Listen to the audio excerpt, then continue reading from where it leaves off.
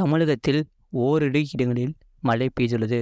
புதுச்சேரி மற்றும் காரைக்கால் பகுதிகளில் வறண்ட வானிலை நிலவியது. அடுத்த 7 தின வானிலை முன்னறிவிப்பு மற்றும் எச்சரிக்கை.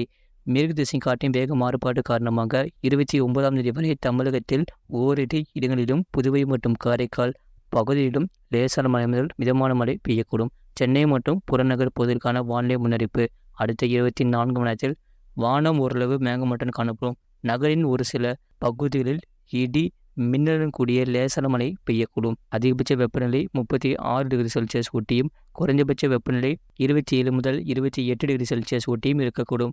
மீனவர்களுக்கான எச்சரிக்கை. தமிழக கடலோர பகுதிகளில் 27ஆம் தேதி வரை மன்னார் வளைகுடா, தென் தமிழக கடலோர பகுதிகள் மற்றும் அதனை ஒட்டிய குமரி கடல் பகுதிகளில் சூறாவளி காற்று மணிக்கு 35 முதல் 45 கிலோமீட்டர் வேகத்திலும் இடையிடையே 55 கிலோமீட்டர் வேகத்திலும் வீசக்கூடும். வங்கக்கடல் பகுதிகளில் 27ஆம் தேதி வரை வடக்கு ஆந்திர கடலோர பகுதிகள், தென்மேற்கு மற்றும் அதனை ஒட்டிய தென்கிழக்கு வங்கக்கடல் பகுதிகள், மத்திய வங்கக்கடல் பகுதிகளில் 27ஆம் தேதி வரை வடக்கு ஆந்திர கடலோர பகுதிகள், தென்மேற்கு மற்றும் அதனை ஒட்டிய தென்கிழக்கு வங்கக்கடல் பகுதிகள், மத்திய வடக்கு வங்கக்கடல் பகுதிகளில் சூறாவளி காற்று மணிக்கு 35 முதல் 45 கிலோமீட்டர் வேகத்திலும் இடையிடையே 55 கிலோமீட்டர் வேகத்திலும் வீசக்கூடும். அரபிக்கடல் பகுதிகளில் 27ஆம் தேதி வரை மத்திய கிழக்கு மற்றும் அதனை ஒட்டிய மத்திய மேற்கு அரபிக்கடல் பகுதிகளில் சூறாவளி காற்று மணிக்கு 45 முதல் 55 கிலோமீட்டர் வேகத்திலும் இடையிடையே 65 கிலோமீட்டர் வேகத்திலும் வீசக்கூடும். கர்நாடகா கடலோர பகுதிகளில் சூறாவளி காற்று மணிக்கு 35 முதல் 45 கிலோமீட்டர் வேகத்திலும் இடையிடையே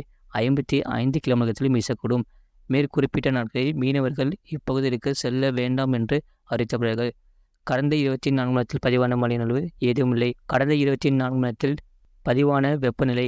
அதிகபட்ச வெப்பநிலை சென்னை விமான நிலையத்தில் 36.3 டிகிரி செல்சியஸ் பதிவாகிறது. குறைந்தபட்ச வெப்பநிலை ஈரோட்டில் 18.2 டிகிரி செல்சியஸ் பதிவாகிறது. இது போன்ற செய்திகளை உடனுக்குடன் அறிந்து கொள்ள மறக்காமல் சேனலை சப்ஸ்கிரைப் செய்யுங்கள் மற்றும் தெரியப்படுத்த ஷேர் செய்யுங்கள்.